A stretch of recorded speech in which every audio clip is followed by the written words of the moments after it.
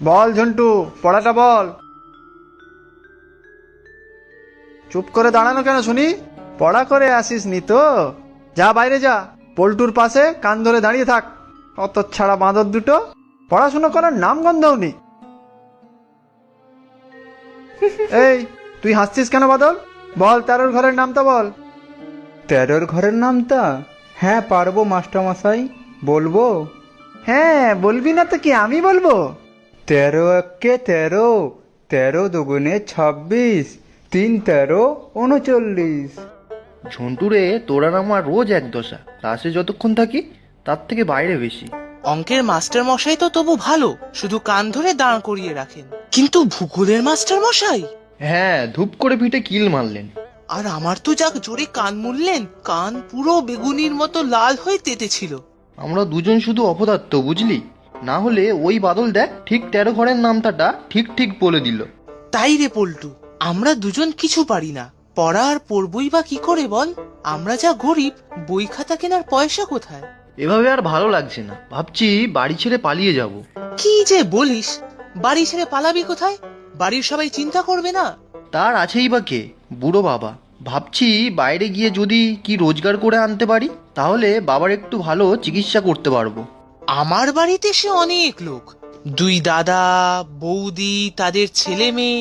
আমিও যদি বাড়ি ছেড়ে পালাই, তবে কারো খুব একটা মাথা ব্যথা হবে না। ছোট বোনটা শুধু হয়তো একটু কাঁদবে। তাহলে চল পালিয়ে যাই, যদি অন্য কোথাও গিয়ে কিছু করতে পারি। চল তাহলে আজ রাতেই পালাবো। কিরে দুই আহম্মদ, কান ধরে দাঁড়িয়ে তো বেশ আড্ডা মারা হচ্ছে। লজ্জা শরমের মাথা খেয়েছিস নাকি? যা যা, পালা এখন।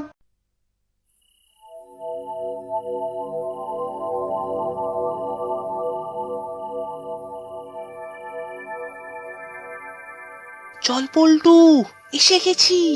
চল, কিন্তু কোন দিকে যাব? ওই দিকেই চল, নদী পার হয়ে যাব। ওপারে শুনেছি জঙ্গল পার করলে অন্য দেশ। অন্য দেশে যাব?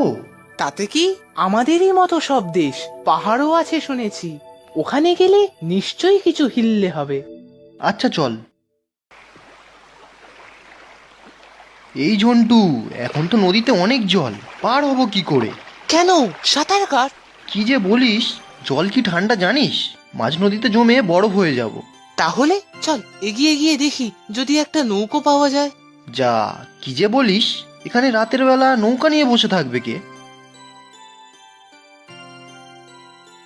আরে, এই দেখ একটা কলা গাছের ভেলা, সাথে একটা লাঠিও আছে।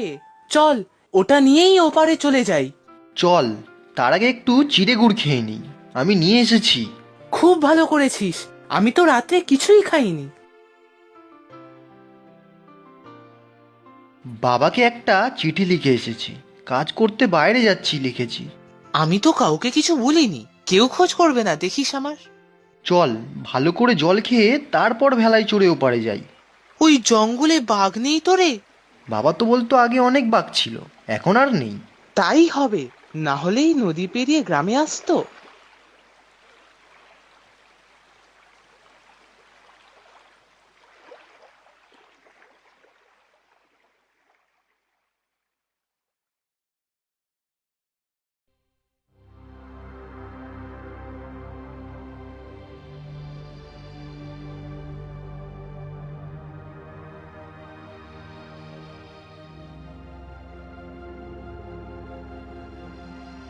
সত্যি রে, এখানে জঙ্গল তো খুব ঘন। বাঘ না থাকলেও অন্য হিংস্র জীবজন্তু থাকতে পারে। হ্যাঁ রে পল্টু, ভূতও তো থাকতে পারে। শুনেছি ঘন জঙ্গলে, বাঁশ বাগানে, ধুধু মাঠে ভূতের দল থাকে। ভূতের দল? তাহলে তো ভালোই হতো। শুনেছি ভূতের রাজা নাকি বর দেয়। দোষ, ওসব গল্পেই হয়। ভূতে আবার ঘাড়ও মটকায়। ওরে বাবা, দরকার নেই ভূত, চল একটা গাছে চড়ে বসি, সকাল হলে জঙ্গল পার হব। সেই ভালো। তবে এই জঙ্গল কত গভীর তা কে জানে? একদিনে কি আর পার হতে পারবো নাকি? সে পরে দেখা যাবে, চল গাছে উঠে বসি।